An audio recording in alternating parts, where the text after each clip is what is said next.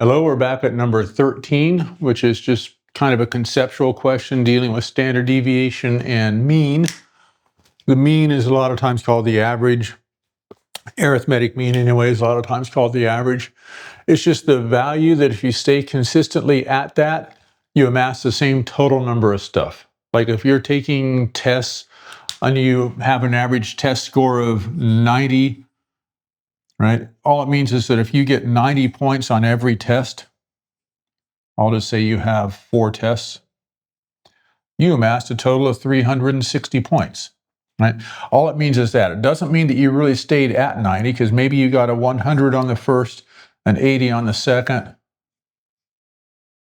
and I don't know, 110 with extra credit on the third, and let's see, what is this, 90 average, so 20 more, and a 70 on the last.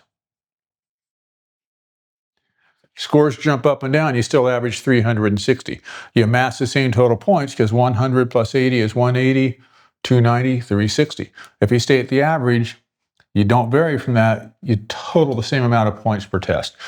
If you average 60 miles per hour while you drive, and then in the next hour you drive 60 miles in 1 hour, your average stays the same. If your average is 24 and you toss in another 24, it does not change the average. If you add something more than 24, it would increase the average a little bit. Something less than 24 would decrease it. But if you just keep adding, that average does not change the average. So this, the mean or average, stays 24.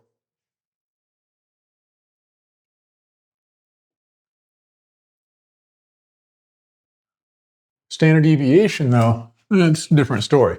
Standard deviation is kind of what it sounds like, in that standard kind of means as you expect. It's not really an expected value, but close enough. It's kind of a thing that doesn't surprise you. Standard just means, sure, it sounds normal. Deviation is how far you are away from some value. In this case, it'd be away from the mean. So how far from the mean are you is what the standard deviation is.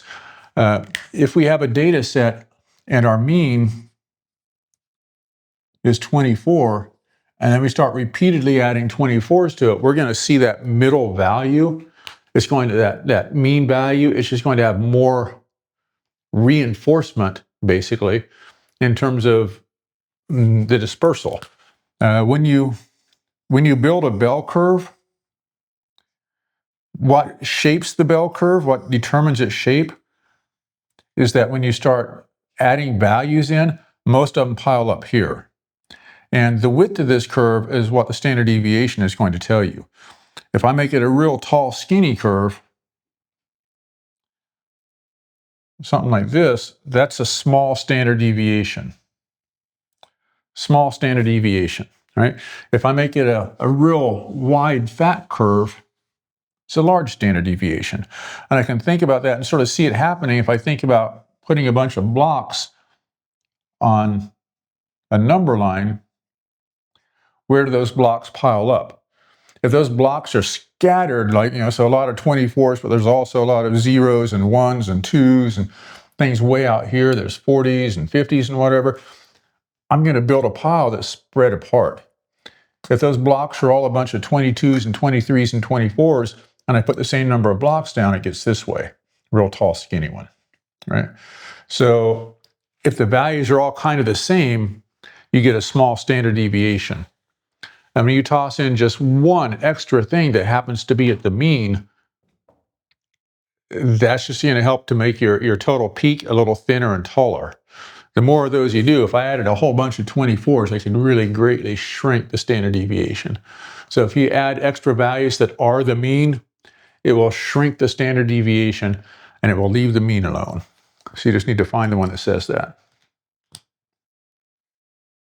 That looks like an answer choice B. Again, adding an extra value at the mean does not change the mean. It will shrink the standard deviation.